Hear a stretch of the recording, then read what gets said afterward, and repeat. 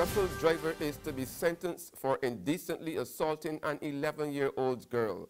That's our top story in our Barbados Today morning news update for Friday, March the 16th. I'm Emmanuel Joseph. Thanks for joining us. A shuttle driver has been found guilty of indecently assaulting an 11-year-old schoolgirl back in September 2007. Berkeley Anthony Brathwaite was convicted by a 9-member jury yesterday in a case presided over by Justice Randall Worrell, who heard evidence from the victim, her mother, and 3 officers in the 2-day trial. Brathwaite of number 51 Rice's St. Philip was remanded to Dodds Prison pending sentencing. Brathwaite, who was 44 years old at the time of the offense, has 2 previous convictions dating back to 1992.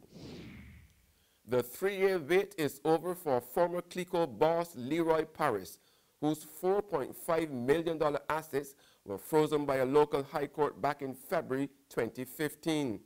Today, Parris will know whether or not the money belonging to he and his private company, Brandley Consulting Services, will be given back, remain frozen, or otherwise disposed of. The decision will be handed down by the local Court of Appeal after Parris had earlier challenged the High Court judgment to freeze his assets in the first place. This all coincided with the collapse of CLICO, the insurance firm which Parris managed. Immigration officers get their new headquarters at last.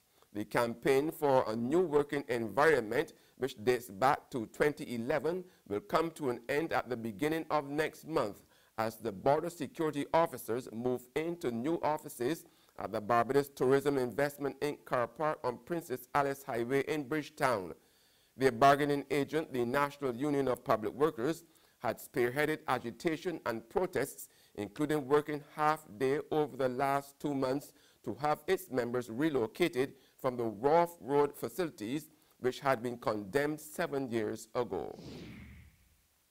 In sports now, former Queen's Scotiabank Springer Memorial are out front on 185 points, and defending male champions, the St. Michael's School, are on 139, heading into today's decisive event of the Powerade Barbados Secondary Schools Athletic Championships, or BSAC.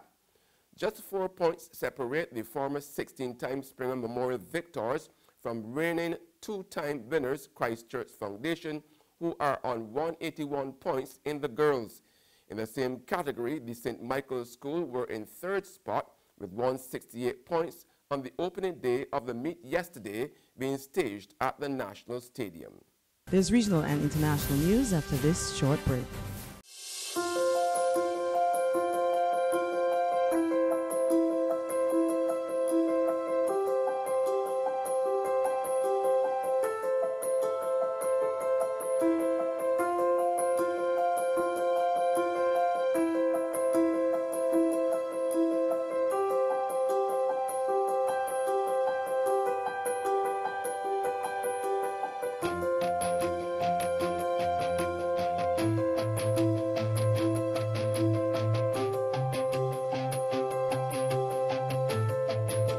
Barbados Today, news you can trust.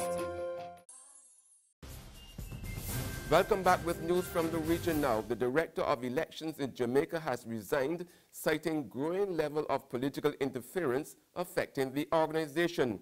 Member of the Elections Commission, General Secretary of the People's National Party, Julian Robinson, said Director Orrit Fisher has come under pressure from some of the other members of the commission.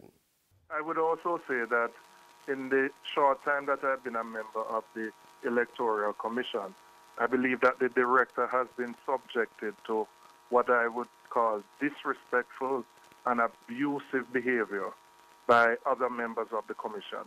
And I believe that the director probably got to the point where he felt that he could not tolerate that kind of behavior anymore.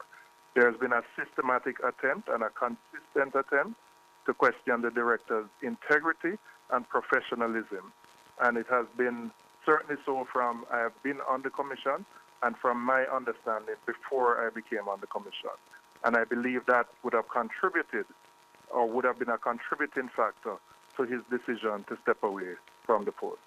And on the international scene, Barbadian international pop icon Rihanna has slammed Snapchat over its attitude to domestic violence. We hear more in this report from Reuters. First, it was Kylie Jenner, and now it's Rihanna. The pop star lashed out at Snapchat Thursday for allowing this advertisement that seems to make light of domestic violence to slip through gatekeepers. The ad, which Snap took down but is still swirling around social media, asks, would you rather slap Rihanna or punch Chris Brown? It harkens back to the 2009 beating she suffered at the hands of her then-boyfriend R&B star Chris Brown that made headlines around the world. Rihanna was so infuriated, she used another social media platform, Instagram, to urge all of her fans to delete the Snapchat app, writing, quote, shame on you, throw the whole appology away. Snapchat acknowledged its mistake earlier this week, saying the ad, quote, was reviewed and approved in error, and then it was removed. But it's been slow to comment on Rihanna's reaction. And that's news, but for the very latest, visit our website at www.barbadostoday.bb. You can also subscribe to our e-paper, email updates, or like us on Facebook. We are also on Izumi Media in bus terminals, as well as screenplay at supermarkets and gas stations near you. You can also hear us on Mix 96.9 FM. I'm Emmanuel Joseph. Have a fantastic day.